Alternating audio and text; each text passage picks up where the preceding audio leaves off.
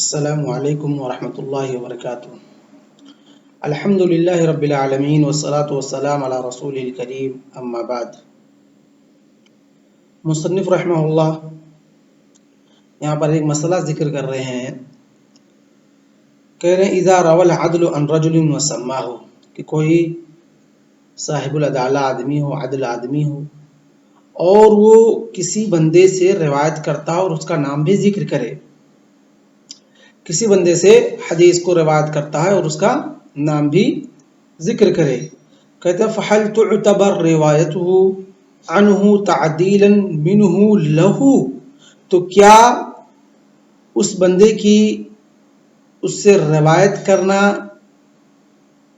اس بندے کی عدالت کے لیے کافی ہے؟ کیا روایت کرنا اس سے وہ روایت کو اس کے عادل ہونے کے لیے کافی ہے کہ نہیں کافی ہے؟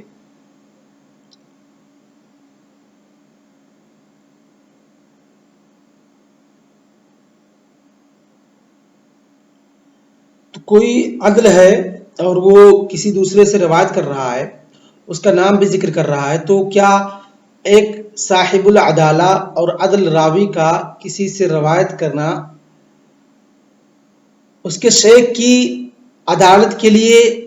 کافی ہوگا کہ نہیں ہوگا؟ تو اسی کا بیان کہتے ہیں اختلف العلماء فی ذلك على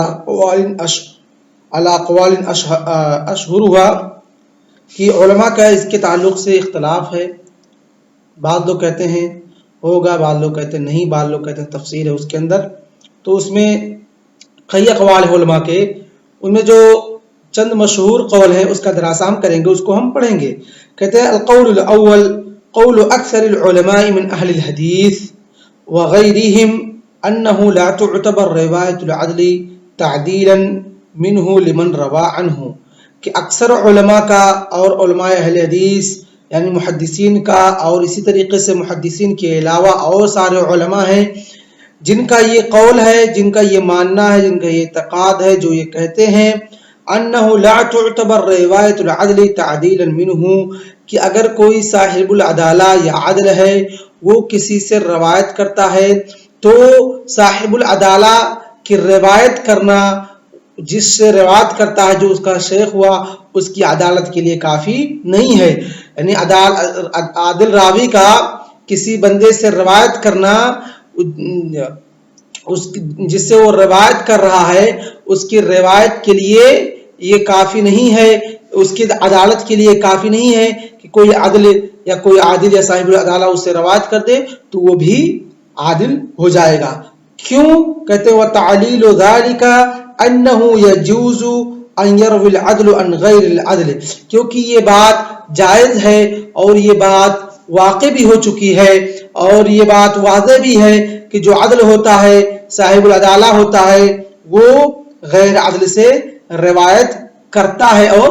کیے بھی بہت سارے عدل نے اور عادل نے اور صاحب العدالہ نے بہت سارے غیر عادل سے روایت کیے ہیں۔ فلا تتضمن روایته عنہ تعدیلہ، کہ اس کی روایت، اس سے روایت کرنا یہ عدالت کو مشتمل نہیں ہے، یعنی کہ کوئی عادل ہو وہ کسی سے روایت کرے تو جو اس کا شیخ ہوگا عادل کا، عادل کا جو شیخ ہوگا صرف اور صرف عادل بندے کا اس سے روایت کرنا اس کے لیے کافی نہیں ہے، کیونکہ یہ بات مطلب ہر کوئی سوچ سکتا ہے، ہر کوئی بھی کامن سینس لگا کر کے سمجھ سکتا ہے کہ کوئی ضروری نہیں ہے کہ جو عادل ہو وہ عادل ہی سے روایت کرے گا، یا جو صاحب العدالہ ہو وہ صاحب العدالہ ہی سے روایت کرے گا، یا جو عادل ہو وہ عادل ہی سے روایت کرے گا، وہ غیر عادل سے بھی روایت کر سکتا ہے اور کرتے بھی ہیں۔ دوسرا قول وقول بعض اہل الحدیث وبعض اصحاب الشافعی انه تعتبر روایت العدل تعدیلا منہ لمن روا عنہ، کہ اگر کوئی بندہ عدل ہے اور صاحب العدالت ہے اور وہ عادل ہے، اگر وہ کسی دوسرے سے روایت کرتا ہے جو اس کا شیخ ہوا، اگر عدالت صاحب العدالت کا یا عادل کا کسی دوسرے سے روایت کرنا یہ کافی ہے اس کی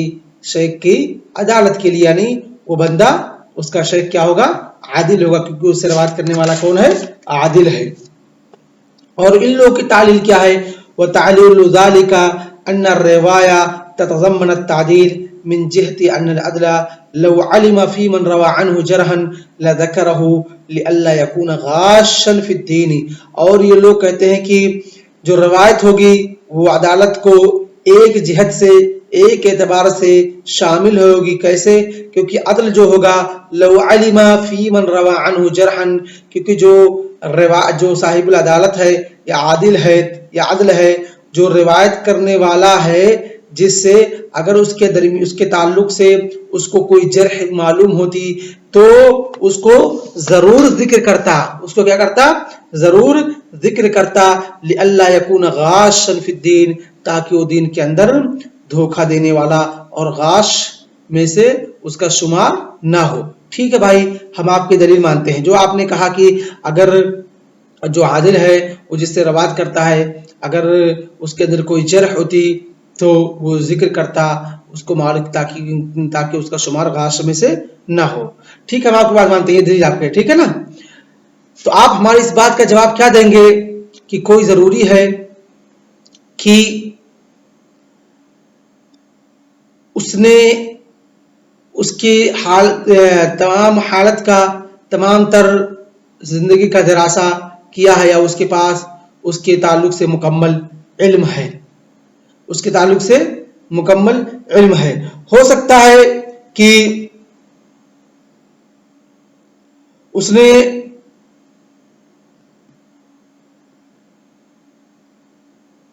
اس کی کوئی جرح خفی ہو، اس پر آیا نہ ہوئی ہو اس وقت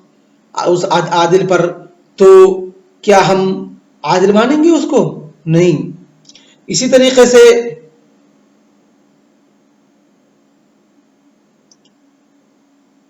ایک بندہ اگر کوئی عادل ہے، روایت کر رہا ہے،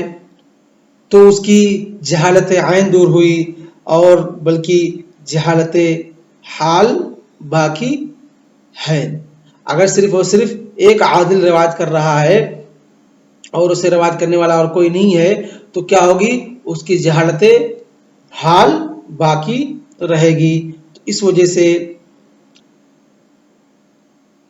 بہت سارے عادل ایسے ہیں جنہوں نے عادل کو چھوڑ کر کے ضعیف سے بھی روایت کی ہے، تو اس کا آپ کیا جواب دیں گے؟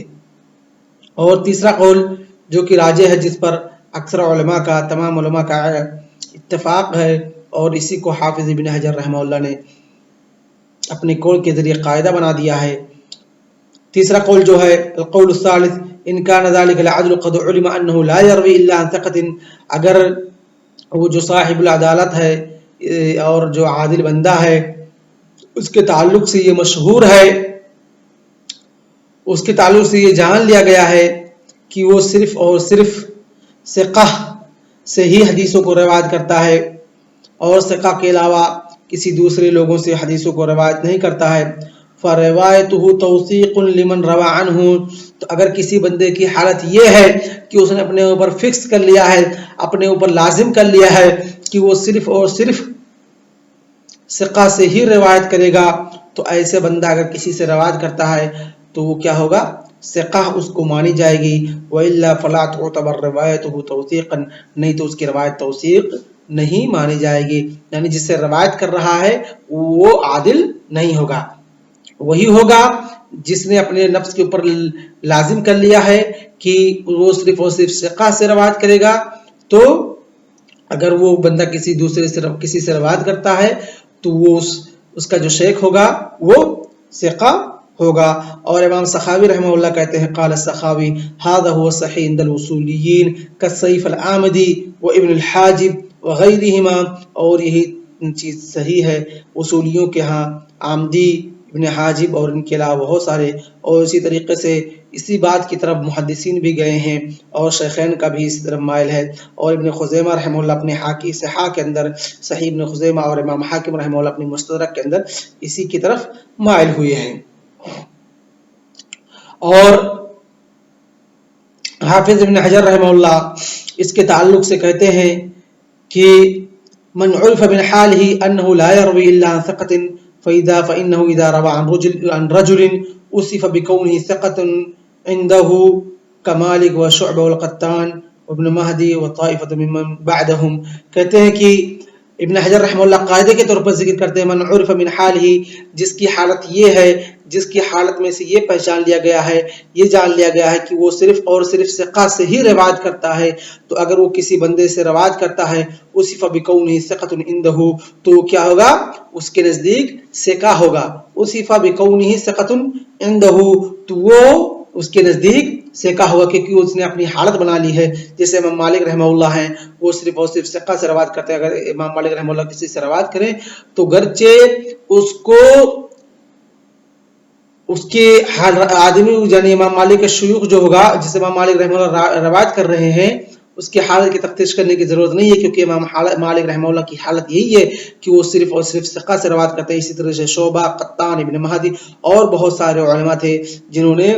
اپنے نفس کے اوپر لازم کر لیا تھا کہ وہ صرف اور صرف ثقہ سے ہی روایت کرتے ہیں اور کریں گے. تو یہ ان کے امثال اور اس طریقے سے لوگ اگر کوئی کسی سے روایت کرتے ہیں تو جو ان کا جو شیخ ہوگا وہ ثقہ ہوگا. لیکن اگر کسی کی حالت ایسی نہیں ہے، عام انسان ہے، تو اس کے تعلق سے ہم ایسی بات نہیں کہہ سکتے، کیونکہ بہت سارے ثقہ عالم تھے جو غیر ثقہ سے بھی روایت کرتے ہیں. وقوله أصف بكون ثقة عنده لا يقتضي توثيق الراوي إلا عند ذلك الإمام المعروف بانتقاء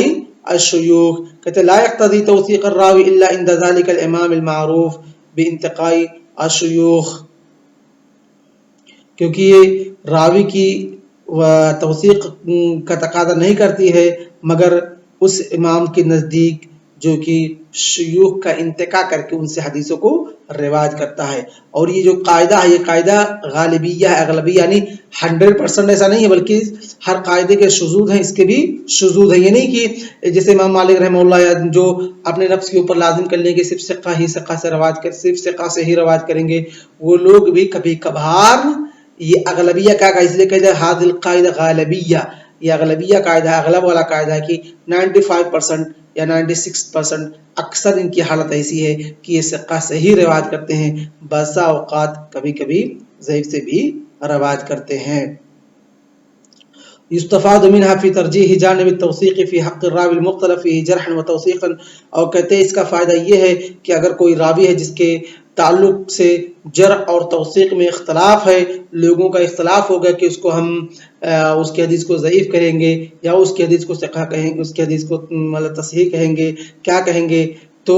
وہاں پر آپ کو یہ فائدہ پہنچائے گا کہ وہاں روایت کرنے والا کون ہے. اگر کوئی بڑا عالم ہے جس نے اپنے نفس کے اوپر لازم کر لیا کہ صرف ثقہ سے روایت کرے گا، تو یہاں پر ہم دیکھیں گے کہ وہ